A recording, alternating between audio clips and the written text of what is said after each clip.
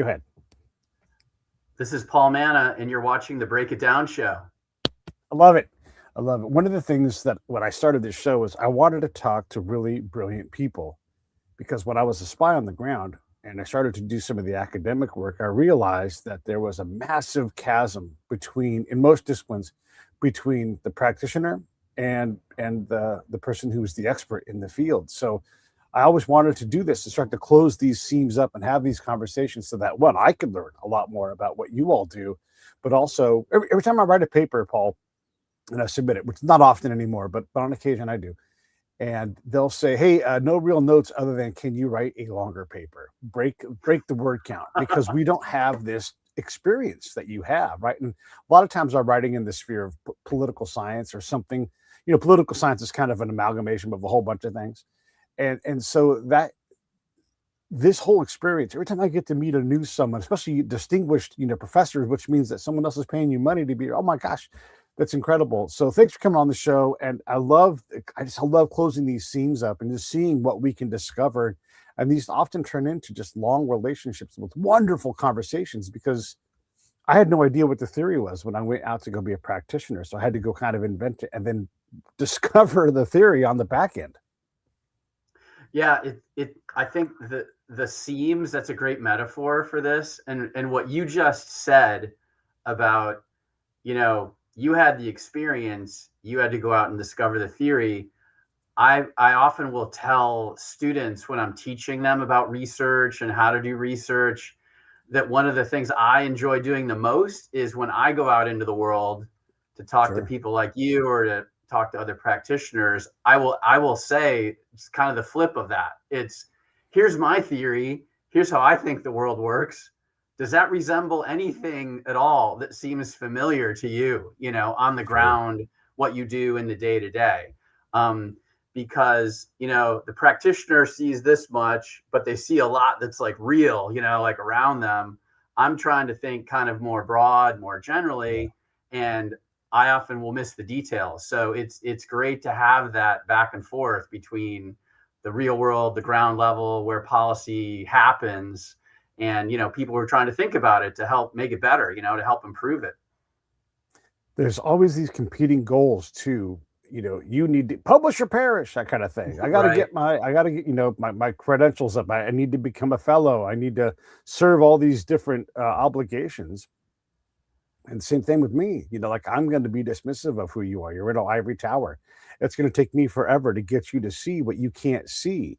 And that takes a lot of effort. Heck, I quit publishing because it's such a ponderous process. I'm like, what's the point of me doing this? Like for what? For my ego? That's not a reason to do this. And so it is. And this, everybody watching, I'm not being critical of Paul or that institution. I'm just saying that there's a lot of things that get in between a guy like Paul and I having this conversation. So beginning to have this conversation, which really can be a more complex thing that you and I can even handle at this moment, Yeah. And honestly, there are like some people in my world right now who would say, wait, you're on this Break It Down show thing. Like, why are you wasting your time? Like, what couldn't you be doing, some other thing? Don't you have like a research team meeting you have to do? Don't you have to like review some article? I mean, there is, in many ways, like higher education gets critiqued for being out of touch. And, in that's a reason. Like, there are some people who don't see the value in connecting. Fortunately, there are enough of us. And I think there are like increasing numbers of us who want those connections. And it's just a matter of how do you kind of align that important discussion with your ongoing work, align it with like the incentives in your university or, wherever it is that you're working.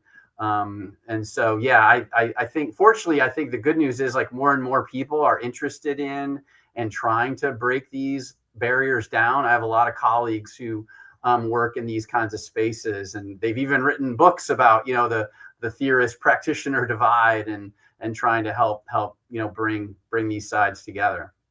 Yeah. Yeah, it's interesting. So if I was to be unfair and put you in the group with all the other professors, which I'm going to do right now, but Yeah, sure. acknowledging that it's unfair, I would say that you were all in this ivory tower. I'd actually say it a little more clearly. I would say you were all in a spaceship. It's wonderful up there, and you talk to each other, and you think about what it's like to go on the ground and practitionate. But the reality is the second you leave the spaceship, you're uncomfortable because this isn't your world. Just like for me, if I was to walk around academia, I'd be like, this tweed jacket sucks. I don't want to wear this thing. there aren't many of those anymore, but the vibe Yeah. sometimes persists. Yeah. Well, and that's kind of the reason why I say it like that is because, it's the same thing. If I beam up to the spaceship, I don't know anybody. No one knows me. And you have to kind of picture like Lawrence of Arabia, his flowing robes, his shapely garb. No one knows who this guy is. Okay, Mhm. great. It's Captain. Like it doesn't matter who he is. He has no Yeah, influence in that room. And so when I go to, for example, the Hoover Institution, I'm qualified to be there. My practitioner chops alone. I get in because I'm a podcaster, right? mhm. And so I'm walking around this foreign planet with all these luminaries, and I slowly pick them off. I interviewed Victor Davis Hanson a bunch of times, but they don't respect me because of my practitioner skills because it's not the world that I belong to either. So I've got to figure out how to take off my shakely garbs and just be a regular dude and obviously Yeah, not wear a tweed jacket. So it's right. a two-way street. That's Yeah. I don't know. How valuable is it? Is this a desire that we have, but really our work is our work and we need to keep separate, or should we spend more time with the few of you guys that do this kind of thing? Yeah, you mean should the practitioner types spend more time I like mean, in on this general, side do of we need to on have the this spaceship? intermingling?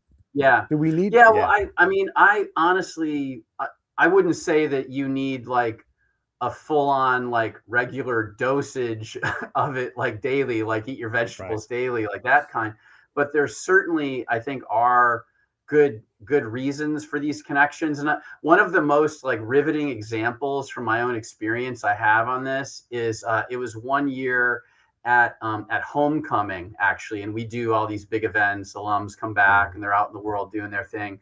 And I was on this panel with an alum who had become he was a detective in the LA Police Department. And he actually had the look. He had like the glasses, he had the mustache, it was the whole scene. And a student in the panel asked him, he said, what did you learn most at William and Mary that helped you or that helps you, I guess, in your current job? And he did not hesitate. He straight up, his answer was, probably the best classes I took at William and Mary to be a detective was my philosophy classes in the liberal arts curriculum. And I think the student was a little bit taken aback, kind of like, well, how does Yeah. that like practically connect, right? And the guy who was the detective, I wish I remember his name, but he said every day my job is about figuring out how to draw a line to decide this person gets their liberty, gets to keep their freedom, and this person doesn't, right? This person, Yeah. I'm going to take them in. I'm going to remove their freedom. I'm going to maybe put them in a box for a while. And I'm going to, kind of deny their freedom of movement. And he said, that's really what I remember from my like philosophy, liberal arts training is I got to think about those questions like in the abstract. My mind got to play around with them. I got trained in thinking about like making those kinds of balances and trade-offs that, now today, like that affects a human life. Like my decision Yeah. will affect a human life one way or the other. And so I think to me, that has always been one of my favorite examples of this, like this virtue of having this connection, having a connection to people who maybe think broadly, more abstractly, in ways that might remove some key details of the world, but it provides an Yeah. environment where you can ponder that kind of stuff, and then it can pay off for real, like in the moment, when you're in the moment. Yeah. Man, you said so many things that inspire thoughts in my brain. I've close approached becoming a police officer several times, but I would be the kind of officer that probably makes his boss mad because I would walk around and I'd be Officer Turner. I'm hard ass officer because you have to be at some point. But I also know that each individual life has trap doors underneath it, and I don't want to be the one that pops the trap door that ensnares this person into this, because I've been that person. I'm like, oh my God, I'm trapped in this thing, and I don't have $1,200 to solve this simple problem. And so, how do I help this person appreciate that we are looking out for one another? I'm not Mhm. just this overlord, like the only institution that can deny you your freedom at a moment's notice and be wrong about it and not be culpable is the police. Yeah. So Yeah. I think about that a lot because I've watched people, I've done work when I was overseas in war zones, and there's a guy like, I sell gas. Is that okay? And I'm like, I don't care about that. Like, doesn't matter to me. You have to live. I'd rather you live. If I can help you find a better job, would you want it? Now I'm becoming his friend, Mhm. as opposed to saying, hey, we have to stop every criminal activity because you're part of the black market. Let me refer you to, no, like, no, no, no. I'm glad you're making money. How's your family doing? Is there any help we can get? And that Mhm. approach is different than what the institution, not the schools and everything, but like the Mhm. theory is like we have to have law and order. Well, Mhm. you don't just flip that switch on. There's a Right. process to blending into that, and I'll have people say it's the rule of law, and I'm like, well, they have rule of law here. It's called sheikhs and elders and government all Mhm. kind of negotiating what rule of law is going to be today in this one particular case. To act Yeah. like that isn't real is not that's not the reality. Yeah, and I mean, and again, to talk about the connections between the how do you help the on the ground people do better work? I mean, Right. this given your, your spycraft experience. The government has long had partnerships with people who are anthropologists, right? Who are Yeah. experts in culture, who study culture as an academic subject and how engage foreign cultures that are foreign to you and into your way of life, your mores, and how do you engage them? And I know, like on my side of in the spaceship, like I love that. I'm going to use that now, like the Good. spaceship. So like in the spaceship, you know, that whole connection was and has been, it continues to be like a huge controversy among academics who are anthropologists. Like there are some, in the anthropology field who would say there's no way anthropologists should not be doing that, given the Yeah. legacy of some of the, activities overseas of spy agencies, and given some of the things that governments have done that haven't been too great, for the people. Some people want to just draw a hard line, and say no connection. Others say, well, maybe if we're in the room, we can like help the practitioners actually like do their jobs better in a way that maybe is more respectful of other cultures and other people. So yeah, so that's a really interesting one where there's a track record of this. You see the Mhm. tension that we're exploring here. Yeah.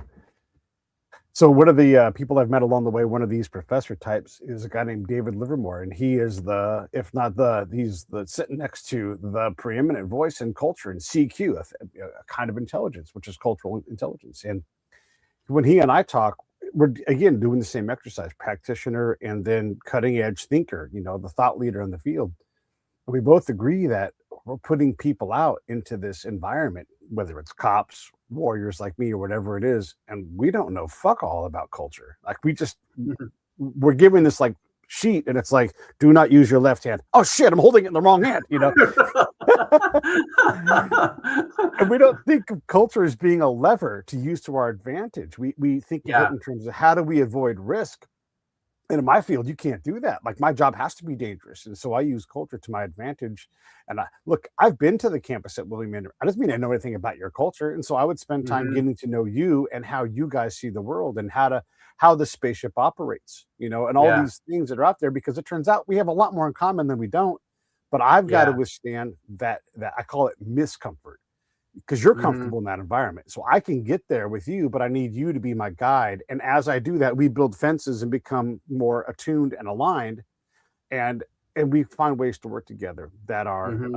comfortable enough for us to go forward. And then I can explain that to the other folks on the ground, and say, Hmm. hey, the Americans aren't crazy. They just have a certain way of doing business. Hmm.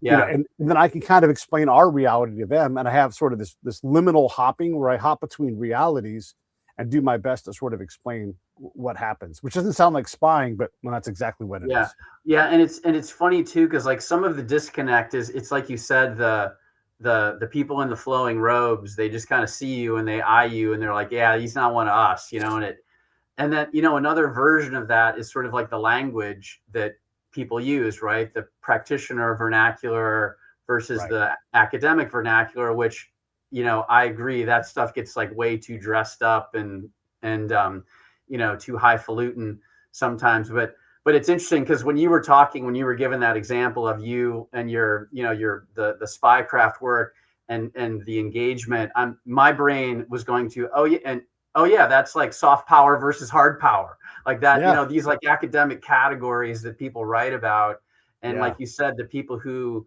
might be more of the, no, we have to do it this way, it's by the book, it's the power of the law, like that's more the hard power approach, right? But as Hmm. you need the soft power approach probably more often than if more often in some cases. And honestly, the soft power approach is a lot cheaper. It does a It lot is. less like physical damage. It maybe preserves trust. And so, what that is, and I know what that is, and we kind of like talk about it using different terms. And so part of it is like a language translation thing as well, as we try to come together and solve problems together.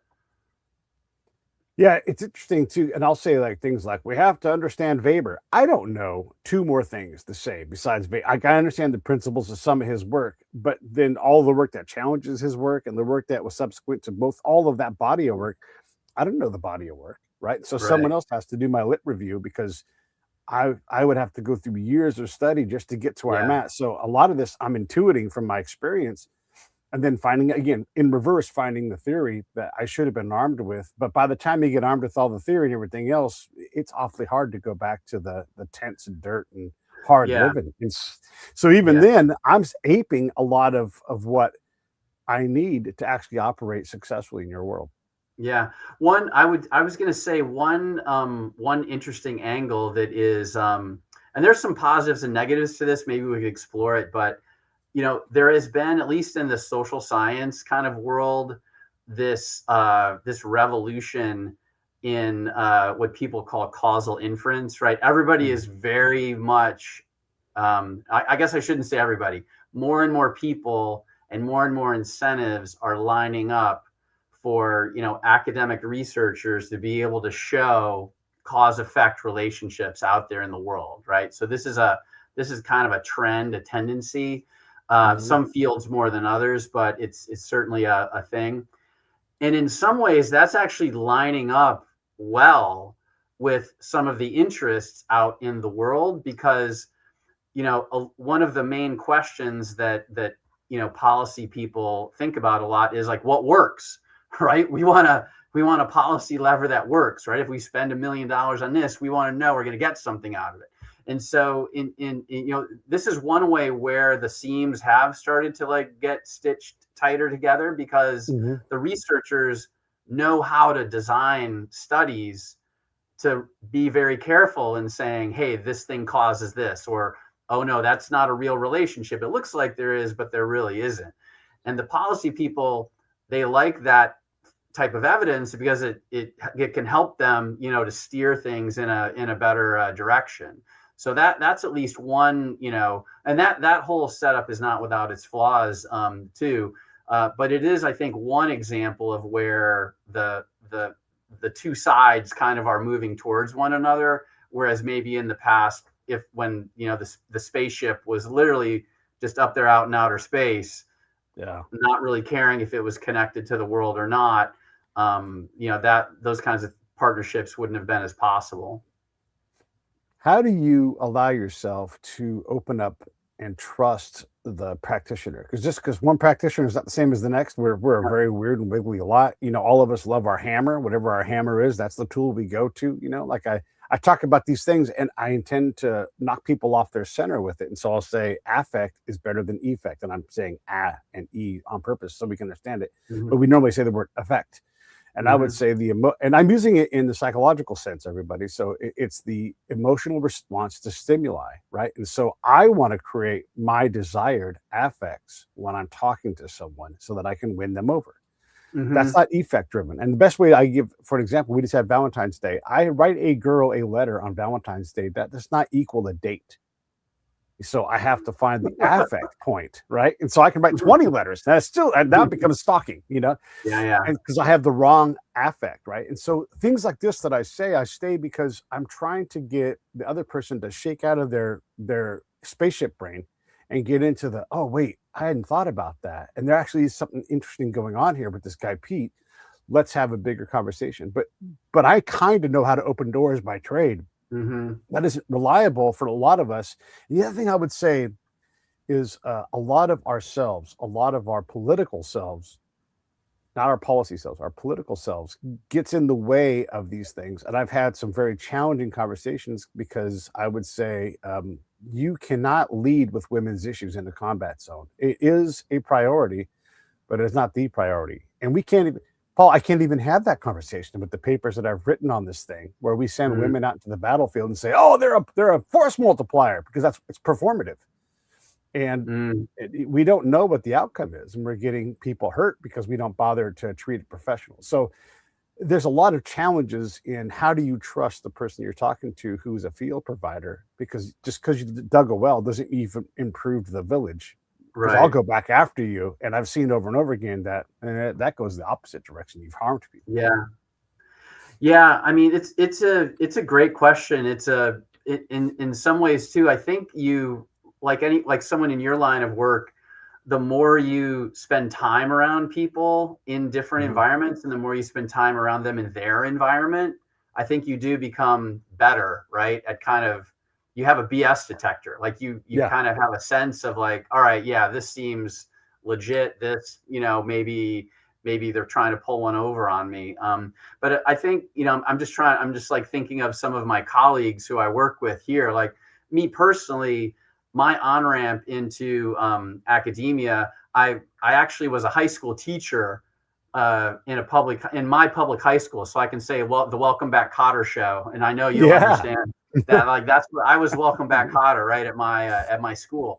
And so and I've been, part of my research interest has been in studying organizations and schools, and how do, bureaucrats on the ground, like, actually deal with policy that comes at them.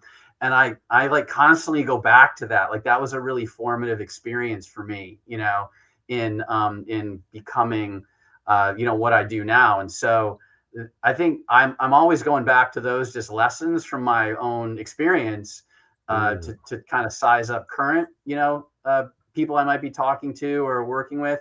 And like another example from, my office mate right next door, who studies Central and Eastern Europe, and some of the conflicts and sort of ethnic tensions there. Her name's Paula Pickering. She's a really great friend and great scholar. Like she worked for the State Department before becoming an academic. And in fact, you'll appreciate this story. She was working in a quiet little desk in the State Department in the early 90s, focused on Bosnia and Yugoslavia.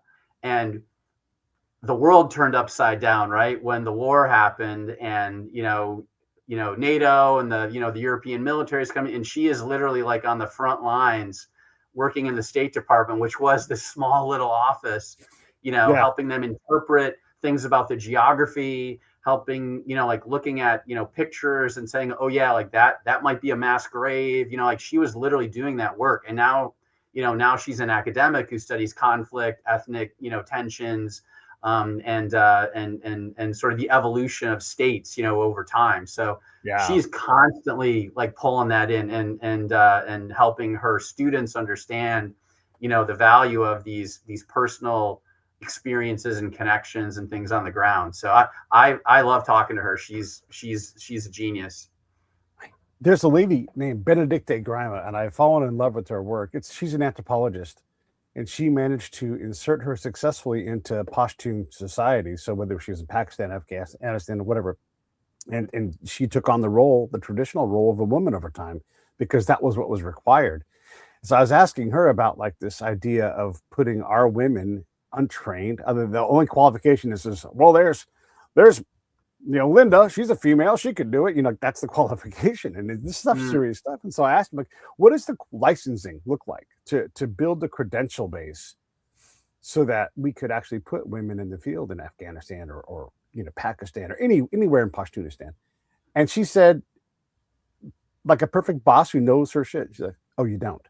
No." And I'm like, "Oh, years then." She's like, "No, never, never. You can never do it. You can never simply train into this. It has to be your profession."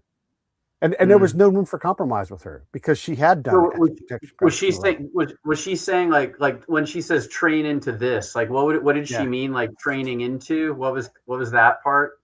Yeah, what I was trying to get into is like, couldn't we build like a licensing program, a credentialing program, so like this person is certified from the military side of things to go and insert themselves. Yeah, and she was like, "No, Now maybe she was being too hard on the anthropological side, and like you have to go through you have to protect the subjects and all these kind of things, and that's all viable in the research environment.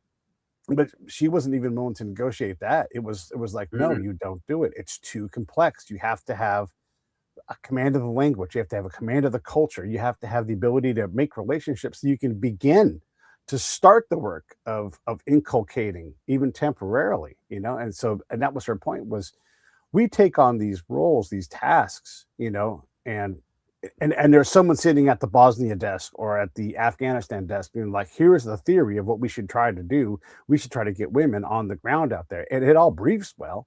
But then when you put all the steps in to make it be a principled endeavor, gosh, we lose sight of that. And so that's when I lose sight of your friend at the desk. And I'm like, I can't communicate with that person that's not possible here, because these folks are trying to get clean and dirty water moved in the right direction. And there's no time for that. So every effort we take to address, and I'm picking on your friend here, but the female Bosnia issue is taking away from the cholera issue or whatever it's going to be. And gosh, it's just so hard because these problems are so, whatever's harder to navigate than a critical path, it's that. Because it's a critical path when you're going to fall off the path and into the water and have to go, oh shit, I've got to go home, I'm sick, or whatever it is. Like, it's so hard to navigate successfully that it makes me hesitant to even try to think about how we might try to do it, because every issue has a confounding issue. It sounds like the person you were talking to who was kind of throwing up the walls saying, no, never, can't do it. It seems to me, I mean, and I'm just sort of thinking out loud a little bit on this, but it seems to me there's like a different path. There's like maybe a middle path, which says, no, you're not going to throw a person into, let's say, that scenario. Let's say a woman soldier, hey, go out into the middle of Pakistan and you're going to become this, connector to all the women in that region. Right. But maybe there's like an iterative process to that. Like maybe there are different job tasks that allow you to build the expertise on the ground so that you don't sit in my, buildings at William and Mary and think, oh, now you're going to get all the knowledge. And then you go out there, now you can be that person. But maybe if you're out there in certain ways with certain like specific, like smaller objectives, you gain experience, you gain expertise, you gain rapport, that builds up over time, and then maybe occasionally you like come back here for like 2 weeks in the summer and you kind of help, we help you process, what you're learning and what you're trying to do. And because it seems like, the idea that it's all or nothing, like you get the most difficult assignment, like if you can't do the most difficult assignment, then you can't do any of it. Like that just doesn't seem right to me.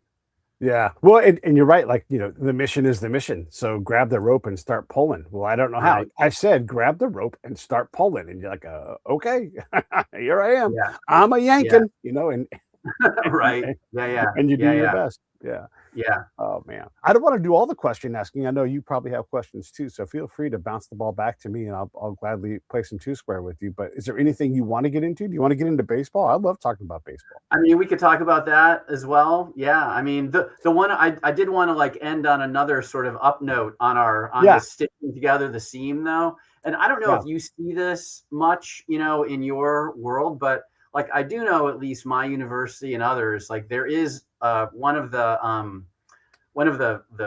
fundraising pushes in recent years, and we're not alone in this, but it's been designed to incorporate as part of the learning experience for students, more actual out in the world learning, not just classroom learning. So, the traditional modality of this often is that students do like internships or these kinds of things along the way with their studies. And what the fundraising has helped to do is to make sure every kid has a chance to do that, because a lot of kids who, they can intern for free because their parents are paying all their bills and they don't have to work. But, a kid who has to actually make ends meet doesn't really have a chance for that. So there is an expansion of this kind of learning in the field kind of approach. And some of it is through internships. Some of it is through explicit classes that connect. I've taught a few classes in the recent past, where there's academic content, but a big part of the class is like a project for a client out there in the world, right? That's equally as important to what we're doing as the academic side. So at least this next wave of college graduate types coming out in the next several years, they're going to have more of this type of experience, which I think is really good. Agreed. Yeah, I mean, and what they're capable of comprehending, with that experience is a different question altogether, because they're supposed to screw it up, right? But do they know that? I don't know. Yeah. I mean, I had very smart students, but these are like senior, like PhD level, master's level students in things like Islam, and they would show up and they wouldn't have the first clue that they didn't have the first clue, and that's where the first problem starts. And one of my rules of instability is that, like, if you're not making a bunch of mistakes, you're making the first mistake, and you don't like that when you spend all this time building up this pedigree, and you can't understand that the government of Saudi Arabia, although not aligned religiously with Iran, will work together to undermine Iraq. It's like, no, but they can't, because they're Sunni and Shia. Like, oh, you think this is sectarian violence? It is not. It is political violence.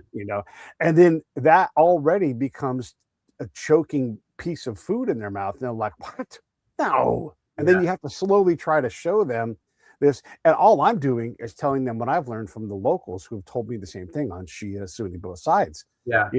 And I've had to do the same process, and so I'm trying to figure out how to teach these guys, and I couldn't do that. I wouldn't be able to do that in 2 weeks. There's no way. It would take me it takes me months to get them to slow down and be dumb and just like, I don't know. I have to believe what these guys say. There's all kinds of examples of this where what reality was and the ground truth were completely in disagreement. And you have to sit there and go, okay, this is, and that's not what we're taught to do at least in undergrad. Maybe in the graduate sense, you can find someone who's willing to embrace that incongruent approach to things, but that's where the work is. Yeah, it's funny because in some ways the undergrads there, I mainly teach undergrads here. That's we have a master's public policy group that I teach also, but it's mainly undergrads. And I've sometimes found that like the undergrads are often, they have a little more of a playful intellect. Like you can like put crazy hypotheticals in front of them or give them these facts that might explode their thinking. And they want to like know more about that. They want to, like kind of climb inside that. And sometimes graduate training, has the opposite effect on certain people, not everybody. Like if you're like a master's level, let's say, person, sometimes you really don't want that because you're just thinking like, all right, how's this going to get me a job? That's the filter through which everything goes. And then sometimes at the higher levels, like the PhD level, people need to try to find their particular contribution, right, to show that they're an original thinker. And that's often something super narrow, super specific that, they really have to lock into that very small path. And they start to not see all this other stuff around them. So in some ways, the undergrads, their minds, they're really plastic, like you can throw a lot of stuff at them and, see what their reactions are, and they can react to each other. It's actually a lot of fun to be around that. I'm fascinated and talk about all the time on the show, the scene between politics and policy, and sometimes they overlap and you can stitch right over the top, but a lot of the times you have to go, wait, is this, and even in baseball writing and stuff, you'll see like, oh, there's politics in this. This is not actionable. analysis. There's a Yeah, political belief in there, and I'm sure you must detect this when you read these things. totally. What are your Yeah. thoughts on that? Yeah. So, yeah, in fact, it's a great like segue because I'm one of my classes right now is a class on research methods, like training Hmm. students, new students to how to do research. And one of the opening lectures is about, this distinction between advocacy and research, right? Or Mm, advocacy and scientific thinking, where and what I tell them is like, look, people who do advocacy, like they do stuff that looks like research, but there's a great way to kind of detect the difference, which is, are the advocates open to self-criticism of their ideas? Are they willing to express uncertainty? Are they willing to be proven wrong? Like, right. well, not really, because that's not what they're about. They are trying to like push an idea. So like, and I don't know if the joke landed, but I in class I said, you've never seen a political campaign chair say, if my candidate's platform is adopted, there will be a 63% chance that that'll be a great platform for the country. like, Right. like Yeah. nobody Yeah. thinks that way in advocacy. Whereas if you're actually doing scientific research, like you're open to being proven wrong, because even if you're wrong, that's knowledge that we now know. And so Right. so this is a thing. I also find this the other way that I see this, and this is where we have to like where people like you coming into classes or other practitioners are really great. We sometimes have to disabuse our students of this idea that, oh, if you just have a well-researched good idea, like that's going to carry the day, Right. and Yeah. because of politics it doesn't, and because of communication and like how you talk about your idea, it doesn't, right? And Yeah. so not only if we want to train people to be out there in the world in policy spaces, like we need to train them to be good analysts, but then we also have to train them how to do politics well, in Yeah. order to get these things through. We had an adjunct professor here once who he was like you. He had been a career like military State Department guy, and Hmm. and we were talking one at the end of one semester, and he would like he kind of shook his head. He's like, yeah, they're so into like their analysis, they don't think about the politics of what they're doing. Like it's just not even on their radar Right. screen. And so to like socialize people to that is really important, because it like the best ideas don't always win. Yeah. Yeah. Yeah. Well, and I'm fond of saying, well, I'm sure that briefs well. However, someone has Yeah, to go out and yeah. I'm actually gonna write that down right now. yeah. I love that Yeah. one on a t-shirt. Yeah. Yeah. Well, it could, because who's going to vote against kids in education? Like, and Right. then you're like, hey, diplomating has gone down. We're not getting as many diplomas out there. Well, then we need more. And you're like, well, do we? Yeah. I don't know. And I'm Yeah. not trying to start Yeah. a whole conversation about education, but we tend to have this belief that because, like, I call this concept, and this is not academic grade. This is just me with the concept that I've not spent the full amount of time to really throw Yeah. at you with that. So this is just layperson conversation. But Yeah. there's a conversation of ethical saturation, where when you try to do everything ethical and correct, that you fill up your ability to do that in such a challenging, and we call it a non-permissive environment, a combat zone, that you can't reliably and safely engage women. Reliable, repeatable, like academic grade, like this is the path, this is how you do this. Well, you forgot that these guys don't have clean water, and you forgot that these guys don't have their old job. They're just doing this job to survive. And so what you're working, and all of a sudden you go, gosh, this isn't a reliable or repeatable path. And so in ethical things, it's like the inhumanity in our humane policies revolving drug prevention, like when we're like, let's just protect the person and all these things. Some of that works in some places, but it does not work in every place. But when you bring up the inhumanity of an open border policy, and you ignore all of the death and carnage and rape that happens in conjunction with it, you get smacked in the face. This is not me making a political conversation. I'm just saying that these things happen, And you're like, well, these people walked across the desert out in Big Bend, Texas, and they're dying. So we now have to put water stations out there. Now we have to have someone, and now we have to, and the structure gets so big that it can't support its own weight, especially if it's not budgeted. Well, I think people, yeah, part of the problem with what you just said, like these, I love that phrase, ethical saturation, right? Yeah. And Yeah. and some of it, I think it's back to is we don't have a very like, we sort of have it impoverished or like a simplistic way most of the time of thinking about, ethics, right? That it's this hard and fast, like right and wrong, like don't lie, don't cheat, don't steal, right? Right. That makes sense, right? That you shouldn't do those things, but that's not really where the most challenging ethical problems are in the world, I would say, right? I mean, the thing the drum I've been beating a lot in the last several years of my classes is the hardest ethical kind of problems are the ones where you have two really good things that you want, or two things that are like defensible, and now you have to choose between the two, and how do you make that choice? Like you're saying, there might be, some way that we need to treat a person, with some, code that we bring in, but that person basically just wants to like drink clean water and like eat food that like sustains them. That might mean we have to do some different things. Maybe this big framework that we brought in isn't the right one at the moment, like for that person. And this kind of leads us, and when people, I think, don't grapple with that, what happens is all these ethical assumptions get baked in, right, to people's behavior, to policies. And nobody really sees that they're there explicitly, but they're there, right? And then they reveal their heads and that causes a crisis, or that causes some kind of, unexpected outcome.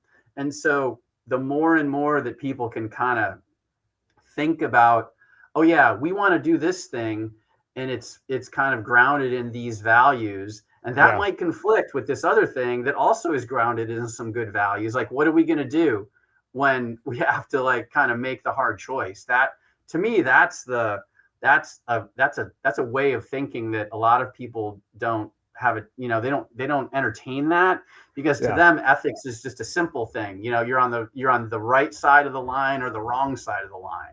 And it's usually a lot more complicated than that. Oh boy, you said a mouthful there. It's usually more complicated than that. Yeah. I mean, geez, yeah, boy, that's a running gunfight. One very concrete example of that's like in the world right now. So New York City right now is debating whether they should dramatically reduce the size of classes in their schools, right? Get more teachers, smaller classes. And this comes from, right, a set of values that says if we have these smaller environments, this is going to be better for children. There's more engagement with families. Teacher workloads are more manageable. And so like there's a lot of like really good, like defensible stuff behind that. Yeah. But then when you actually look at what happens when we just do like a massive, let's take all these classes, make them really small, there's all this other stuff that starts to unfold, right? California did this many years ago. And what happened in California was they learned, you know what? There aren't actually enough really qualified teachers in the pool for us to staff all these rooms with qualified teachers. And so what ended up happening, one of the things that ended up happening was a lot of highly qualified teachers in school districts that were not so great decided, oh, there's now a job in this more affluent elite district where my job will be easier, my pay will be more, and I don't have all these other outside of school things I have to do because the families of the children are, like barely hanging on. And so it had this perverse effect, right, of the kids that it supposedly was going to help the most, they ended up losing out the most. But again, nobody thought about this ahead of time and thinking there might be this competing system of values. Like the teachers themselves are thinking, hey, I want to like do what's best for me and my family. And that could mean I move to this other place. And now I leave this school that maybe really needs me behind. So that's the kind of like more comprehensive, like ethical thinking that I think could really help. And and so you could do a more, let's say, targeted, make the classes smaller, or maybe Yeah. at certain key moments make them smaller, but like some across the board thing, that really just creates all these unintended consequences. And there's a lot of evidence that shows that. Yeah. Yeah, I know people in the California school system, and like all systems, it's hard, it's complicated. I Yeah. know of someone who's in a very senior position in a very, very large school district, and they have to be risk adverse because of their insurance policy and also their Mm, relationship with the union. And so their mhm. mission to protect kids at all costs is compromised instantly because now they have to let a threatening kid, a kid who's done violent things, into the school, because if they don't, they'll lose the court case automatically, because they always do, and have to pay millions of dollars. And so the insurance company's Mhm. like, ixnay on the policy say, we're not going to do that around here, you know? And so Yeah. the governing of that student body becomes different, and they work for Yeah. workarounds. And now, and look, you hope nothing happens, but you put a million kids into a school district, some kid's going to stab another kid. Like, that's just how this is Yeah. going to go down. Yeah. And I'm not I being, always try to, yeah, give these concrete numbers to students. Like, if like a million kids, right? Imagine if yeah, every day, yeah, 99% of the kids were great, right? right. That still means 10,000 kids are not. Yes. Right? That's a Yes. lot of kids. Yeah. That's not even an 80-20 problem. Imagine if it was Exactly. 80-20, you'd be like, ah. Yeah. Yeah, yeah, and almost everybody in any field would accept 80%. Like, if we're getting Yeah. 80% of it done every day, like, that's actually really good. But Really good. this, Yeah. yeah, yeah, yeah, Yeah. It's challenging. We have a thing here too, where, and again, this piece not making the political. I'm just describing something here. But in California, the kids who decide to be trans in some way at school, their privacy is protected from their own parents. I don't know how you solve that problem, because the school has to protect these kids, and we've seen bad things happen when they don't. And then we have parents who are like, "Who the hell are you?" You know, and so it's a conundrum. I don't even want to wade in. yeah. I don't even want to talk about it. It's so uncomfortable. Yeah, I think education. I mean, some of these examples you're putting out Yeah, there, like, to me, like, there are ways to approach all these things, yeah, but I mean, maybe education is not unique, but I know it more than other policy sure, areas. It seems like it is an area where we have to go, like, to the extreme, like, one I way know. or the Yeah, other, like, whatever it yes, is. Like, we the ability to, like, think with nuance or hmm, hmm, contingency, yeah, like, it's often just kind of lost. And maybe that circles, that full circles back to what you said at the beginning about, like, when you were describing your work in the field, and some yeah. people said it had to be like this. And you're like, hey man, that's just not going to get it done. That's not it. There's got to Yeah, be some creative thinking. There's got to be some adaptation in the moment. There's got to be, some more nuance. And right. unfortunately, like, a lot of these policies in education, it's sort of like all or nothing. And when Yeah, there could be, like, a real solution somewhere with some nuance. right. Yeah, yeah. Yeah. And at some point, you have to have a system so that it can handle the 80-20 thing, and then Yeah. with the knit and the grit individually. A buddy of mine, his kid came home one day at the end of school, seventh, eighth grade, something like that, and said, "Hey, I'm a girl." And so he's like, "Well, now I have a new problem. I'm trying to keep my kid alive. I hope that they get educated. There's all these new things for him to learn." And so he finds himself at a rally. Actually, he finds himself at an event where there's a bunch of trans parents there helping the new trans parents transition into being a parent of one of these kids. Hmm. And there's an event at the library that the trans parents had bought tickets to come to, right? So here come the Proud Boys. Here comes Antifa, because there's a fight brewing. And my buddy is like, "Hey," to the Proud Boy guy, he's like, "It's really not a problem here. No one's forcing us to be here. We've all purchased tickets. It's at a school, yes.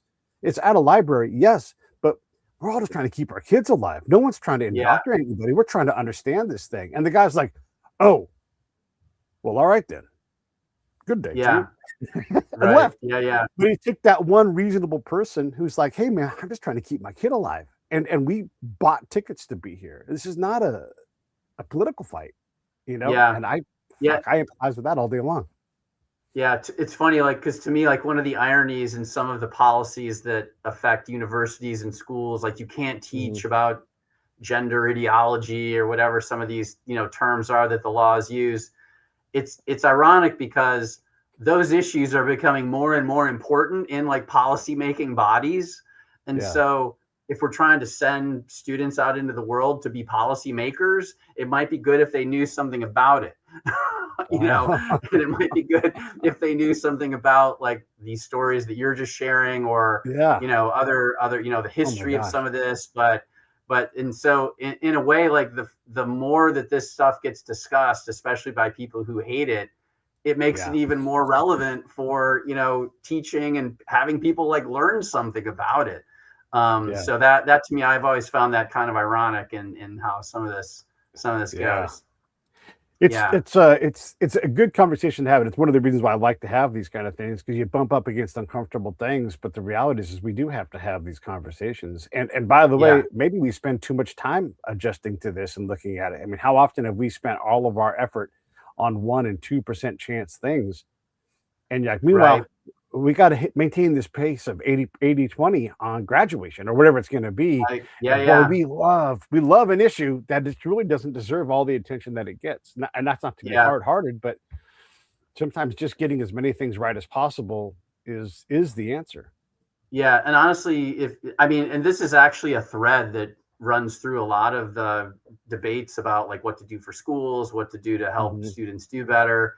It's, a lot of these issues, at least, not for everybody, but many people who engage in some of these issues, it's performative. It's a signaling mechanism so that they can show to their group that they're on a certain side, right? And they've got their bona fides. But maybe if some of that energy were put into other things, not the performative stuff, but like to solve the real problems that are affecting like thousands of children, that would be valuable. And like I said, there's got to be a way to have some nuance on these issues. I mean, you have that friend who you spoke to, like I've taught kids in my classes that, identify different ways. And, at the end of the day, like they're just, they're trying to live their life, it's if we could kind of like bring it down to that more practical level in some ways and remove some of the political value of the signaling. I think it would just, everything would get more real. It could probably get better for everybody. Man, that's great. And and also kids go through phases, whatever it is, And if all of a sudden my kids into turtles, I'd be like, we'll see how this goes. But if they get into the wrong kind of genitalia, it's like, oh my God, I lose my mind. Like, I don't know what they're I mean, kids are kids, right? And there's stuff that they hear, and now they can hear much more of it because they've got their phones, and so it's like, this whole idea of like, oh, back when I was growing up, there weren't kids like that. It's like, yeah, there were. You just didn't hear about them every day, Yeah, there were. But, if they actually said something about it and went home, their dad would beat them up. Like, so they're not talking about it, just read like what life was like in ancient Greece, there've been people doing like things out of the quote norm for centuries, right? This is what humans do. So,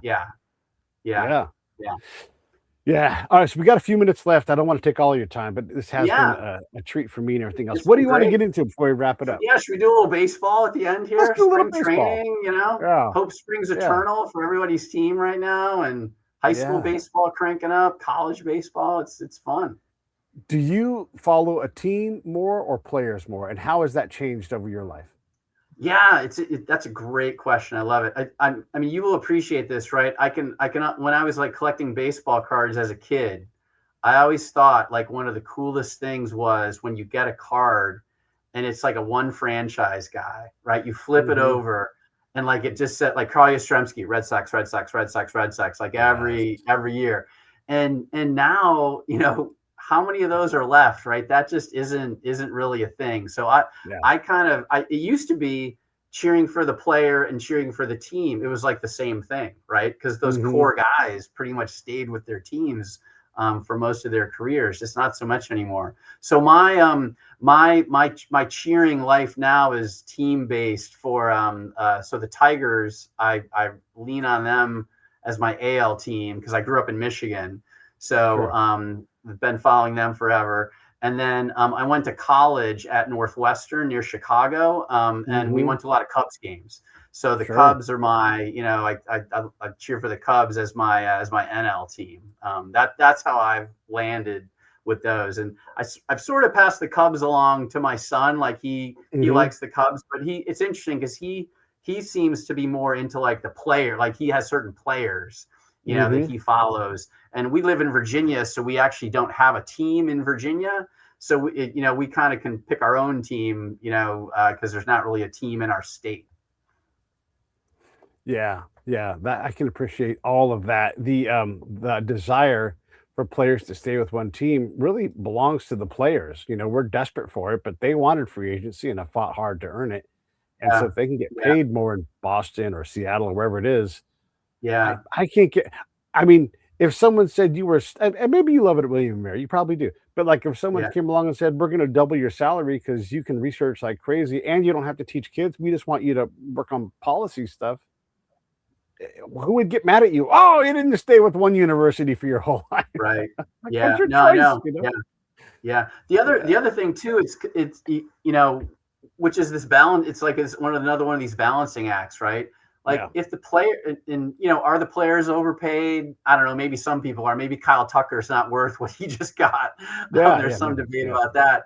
But if the players weren't making all this money, it'd be the owners. Like that money would be in the owner's pocket. So sure, yeah, that money would still be there. It's just like who gets it, right? And yeah, now the players get more of it than they used to get, before free agency and before the players started to just have more power. I mean, I love reading those old stories of these superstars from like the 1920s and 30s that basically made like no money. These guys yeah, worked summer job, worked jobs in the off season, or they went and served in the military. I mean, that's just isn't our world right now.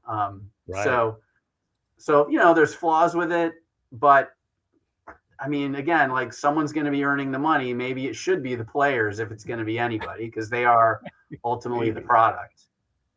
Yeah, yeah, yeah, you imagine, like, Aaron Judge, being like Ted Williams and going off to Korea to go fly jets in a war, Yeah, Like, that yeah, that really happened, like, yeah. Oh, I it's, know. Yeah, yeah, yeah. it's So, how it's a about you? Do you crazy have world. are you like a Yeah. California team guy? Is that where Yeah, your loyalties lie? I mean, I'm from California, so any California team does well, I'm happy about that, and I'm thrilled for all of them. I also, I love the player part too, and my favorite player is the next player to get their 10 years in the league. I just think that that's such a cool 10 years of service time is a different kind of you've unlocked all Yeah. of the benefits, and it's so rare to get, so I'm always tracking that.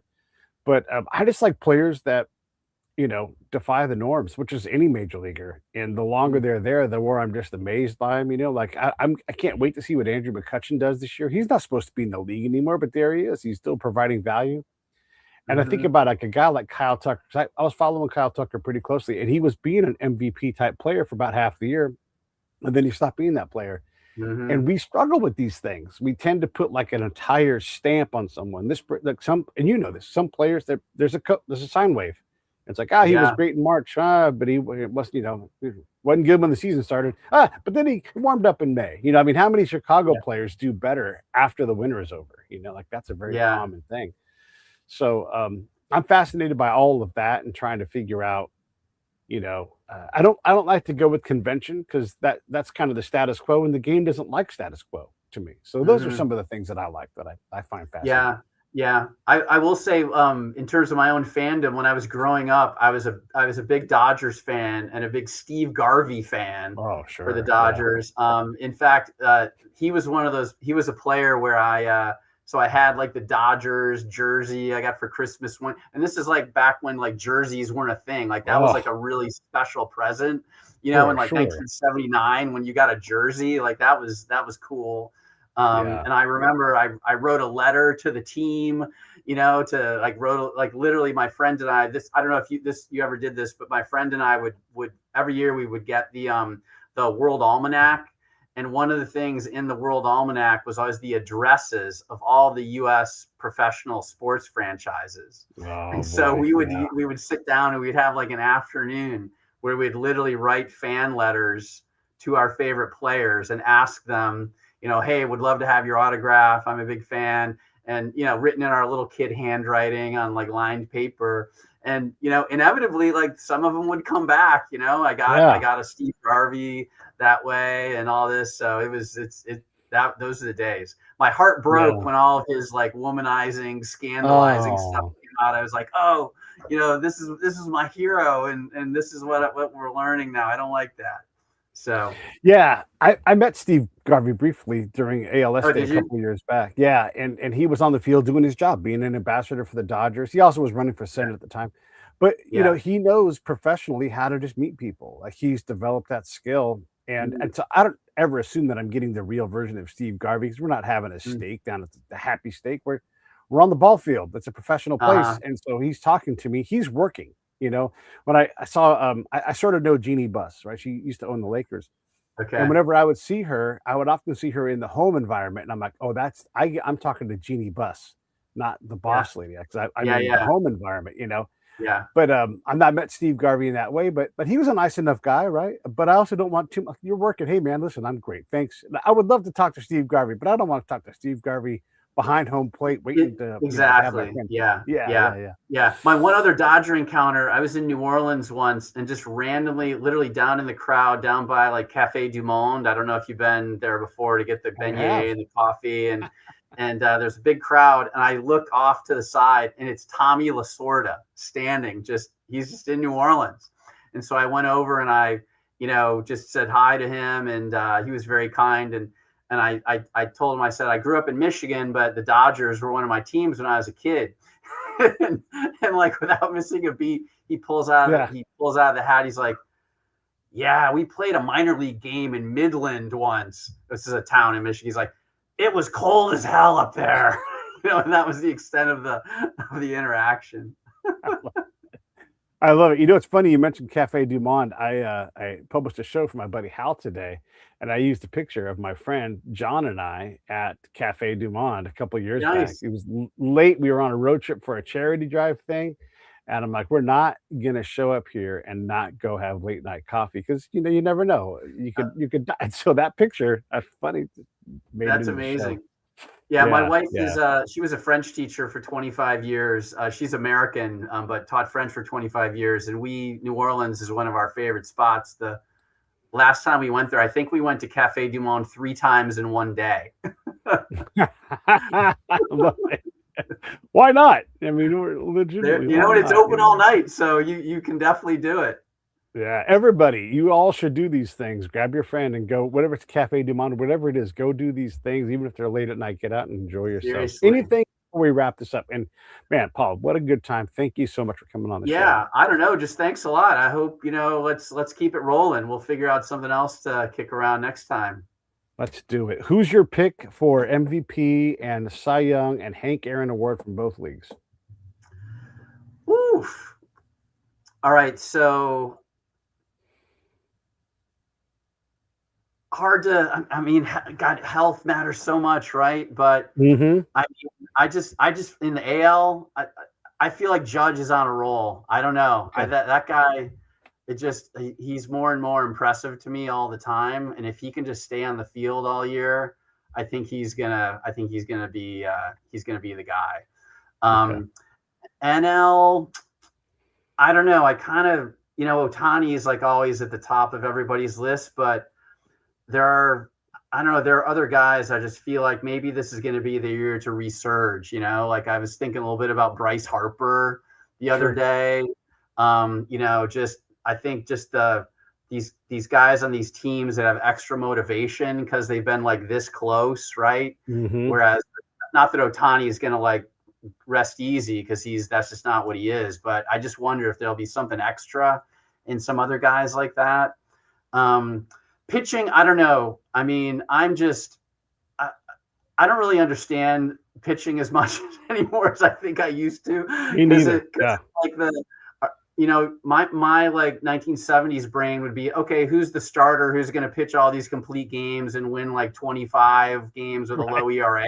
Like those guys don't really exist anymore, and those guys don't really win Cy Youngs per se. So I don't know. I'm not sure about that one. And then honestly, what is the Hank Aaron Award? Is that like It is the best offensive player from each Oh, league. best offensive player. Okay. It is the All Cy right. Young of the bat. Yeah. I gotcha. Okay. Is that an actual award? And honestly, I didn't really realize It that is was an an award. actual award. Yes. Yeah. Yeah. Okay. All right. Well, it, it, that's yeah. It's a funny thing because it's an actual award, and so people will start giving out the MVP before the season's even over when all the big games are out in the future. And it's like, hey, yeah, maybe the Hank Aaron Award is time to give it out here in August because this person's got 40 home runs and whatever. yeah, But yeah, let's wait a minute on the MVP. Like, we've got all of yeah. September ahead of us, and so Right. in my mind, these things should be separate things. Like maybe the MVP is above both the Cy Young and the Hank Aaron, but we Mm, certainly don't start giving out the Cy Young in August. Like there's a lot of baseball left to play. right. So yeah, Yeah. Yeah. I yeah, think that's right. Yeah. How about you? Do yeah. you have any like favorites or any like dark horses that are gonna like show out that nobody's thinking of? Yeah. I don't like to pick repeat winners because that's not much fun, to like take the Yeah. obvious thing. So I usually go for something else, not necessarily dark horses, but I like where the Giants are at. And if you have all those guys getting on base in front of Devers, I don't see why the Hmm. Giants can't compete for a playoff spot this year.